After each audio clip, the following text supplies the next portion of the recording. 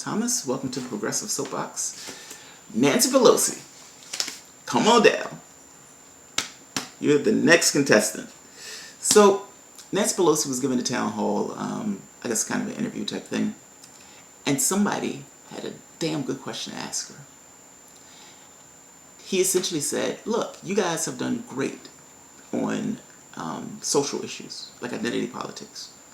But is there going to be an opportunity for the Democratic Party to shift to the left on economic policies? Let's hear Nancy Pelosi's answer. And also, take a look at her face when he asks her the question. That's awesome. I was originally slated to ask a pretty soft question, but given the dire circumstances, I'm so sorry, Mr. Tapper. Given the dire circumstances our country is in, I wonder if you'd indulge me in a little bit more of a serious question about the future of the Democratic Party. What I've seen on NYU's campus and what I've seen in polls all over, CNN even, a Harvard University poll last May showed that people between the ages of 18 and 29, not just Democrats, not just leftists, 51% of people between 18 and 29 no longer support the system of capitalism. And that's not me asking you to make a radical statement about capitalism. I'm just telling you that my experience is that the younger generation is moving left on economic issues. Wait, she was offended by that. He was like, yeah, part of my generation believes, from 18 to maybe 40, that capitalism doesn't work. I mean, you look at the world around us, we just think it doesn't work. Why is she giving that response? It's like she's just totally put off by that. Well, shit, if it's not capitalism, who's going to buy me off? I mean, I need extra cars. I got bills. If we are not in a capitalistic system, how am I going to get bribed? Yeah, I can't get behind that, mister. I can't get behind that. You're trying to attack my well-being as a congressman. Trying to make some extra cash. You're trying to hurt my wallet. But let's hear Nancy. Go ahead, Nancy. I've been so excited to see how Democrats have moved left on social issues. As a gay man, I've been very proud to see you fighting for our rights and for many Democratic leaders fighting for our rights. But I wonder if there's anywhere you feel that the Democrats could move farther left to a more populist message, the way the alt-right has sort of captured this populist strain on the right wing. If you think we could make a more stark contrast to right-wing economics. Well, I thank you for your question, but I have to say we're capitalist. And that's just the way it is. However, we do think that capitalism is not necessarily meeting the needs with the income inequality that we have in our country. And let me just tell you this. I don't know how much time we have. About 40 years ago, a little bit more now, no less a person in terms of capitalism than the chairman of the Standard Oil of New Jersey said. And he talked about stakeholder capitalism.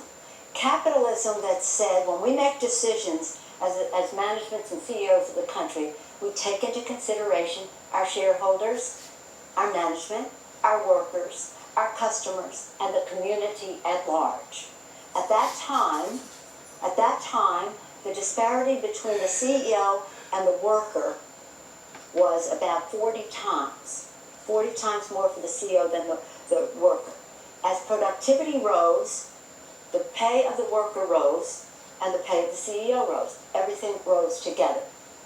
Around 20 years ago, it started to turn into, maybe 20 years ago, it started to turn into shareholder capitalism.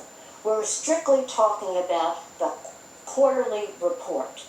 So a CEO would make much more money by keeping pay low, even though productivity is rising, the worker's not getting any more pay, and the CEO's getting a big pay because he's kept costs low by depriving workers of their share of the productivity that they created, and as I call it, a right angle going in the wrong direction. The disparity between the CEO and the worker into the shareholder capitalism is more like 350 to 400 to 1. From 40 to 1 to 350 to 400 to 1. That income inequality is an immorality. And it is even not even smart from an economic standpoint because it doesn't grow the economy. The more money you put in the pocket of the worker for the productivity he or she has produced, the more money they will spend, consume with confidence, inject into the economy and grow the economy. That's like a religious belief, right? I mean, it has to be a religious belief. She said one thing and then turned around and said the very opposite of the thing she said originally. Because the first thing was ideology, religion. The second part was a sober analysis of the situation, which indicts the first thing she said. And she's trying to make this distinction between versions of capitalism. Nancy, all of that's capitalism. It is.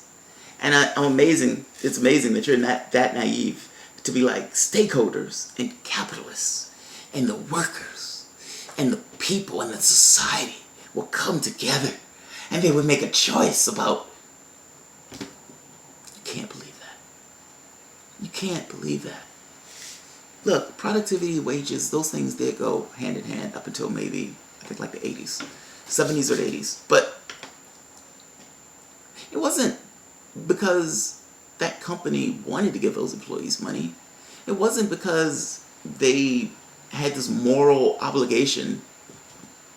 They didn't have any of that. Corporations are machines. They're by law commissioned to raise profit.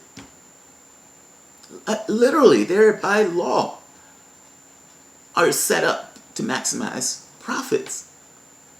You can't do both of those things, Nancy. Like, you can't maximize profits and get input from the workers and get input for the customers and get input from the societies. Those things work in cross purposes with one another. As an individual company, your goal is to make as much profit as you can possibly make.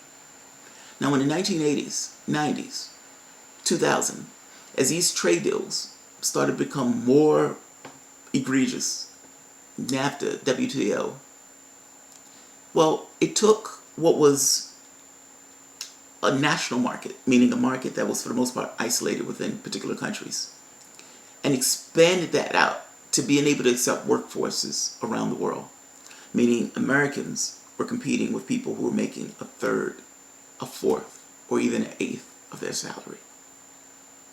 That's capitalism. The modus operandi is to lower costs so you can increase profits. If you're going to talk to all these other people, it's going to hamper your profits. It's not like there was this change in the way corporations saw things. They just didn't have the power to articulate what they wanted at the time. At the point where they realized, I forget the name of the person who recounted this, but at some point, a conversation was made where they were saying Ralph Nader was eating these guys for lunch, corporations. And they came up with a plan to strike back, meaning how can we get the company or the culture to be more capitalistic, more consumer driven, more selfish? How can we do it? And so they started these type of propaganda campaigns. And not just that, they also put the guy who wrote that memo on the Supreme Court. He was instrumental in the Citizens United case, and he was instrumental in, something Vallejo. Can't think of the first part. My point is, Nancy Pelosi is talking about this fairy tale version of capitalism that really does not exist. It just doesn't. The levers of capitalism inherently try to get rid of impediments to their profits. Naturally, they're going to try to expand their base within the society itself. But they also are going to try to claw into politics, into state power. Because at the end of the day, the state needs to be strong enough to protect their assets, but it has to be weak enough so they can manipulate it to their ends. The weak link is being able to pay these guys off. And that's effectively what takes place.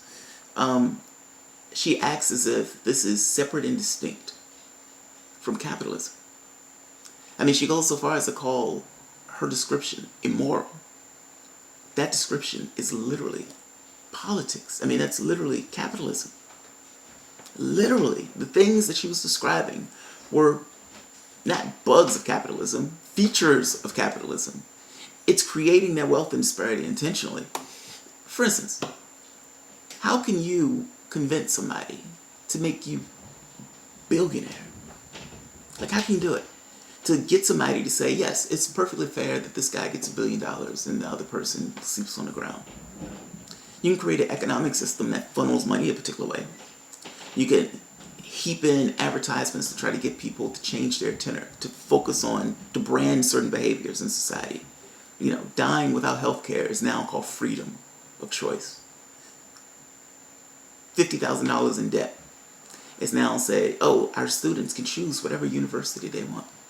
Not having a job or working a contact job gets branded into, hey man, this is a consumer economy. I mean, these guys can do whatever they want.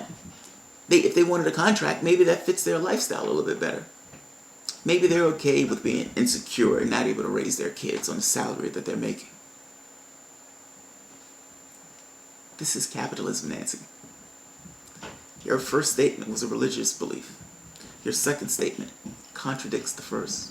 And your second statement is a sober reality of what American society is today. She says at one point,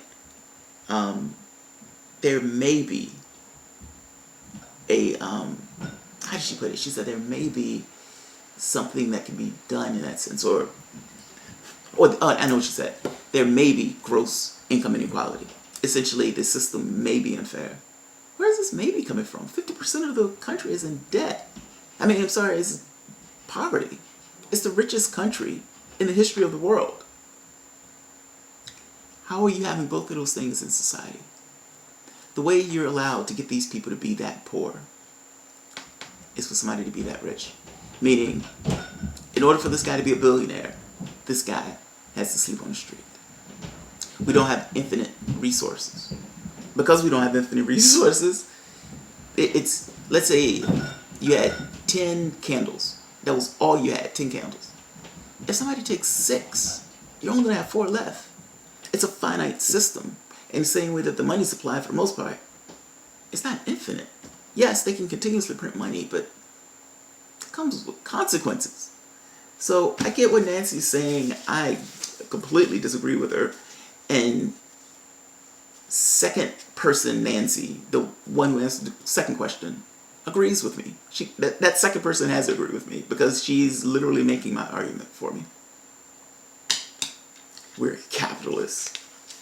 He's asking her, he's just saying, look, I want a fair economy.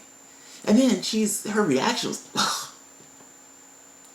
He just told you that from 40 and below, half of those people are okay with a more leftist society. Not just okay with it, want a more leftist society. Many of those people have stopped voting for Democrats because they realize they are not going to accomplish that task by going through the Democratic Party. This guy was potentially somebody who would have voted for you. And you've essentially told him to piss off. We're capitalists. We don't need your insight into our economic policies. No, you do need that guy's insight into your economic policies, particularly if you want him to vote for you. If you want me to vote for you. If you want all the other progressives to vote for you. 51% is a very high number. And do you really want to lose that many millennials? Look, my strategy is to not vote for any Democrat that does not have a come to Jesus moment within regards to economic policy. Do your best, or good luck trying to win without progressives. Because that answer is essentially saying to progressives, go fuck yourself. For all the talk of in the DNC debate, everybody, we're all progressives. It's not about being a progressive or otherwise. It's about unity. Okay. It's about unity. Yeah, I hate this answer. We're capitalists. All right. We're going to be kicked out of office. That part is absolutely true. Nancy, I'm sorry, you should have retired. You should not be the lead person in the House of Representatives or the minority house. I don't understand how you could fail that much and still get the leadership position. I mean, think about what it was when you took office and think about what it is now. That is a massive difference. And yet, after failure, after failure, after failure, they keep putting you in the same spot. Why do you keep taking this job? All right. Thanks, guys.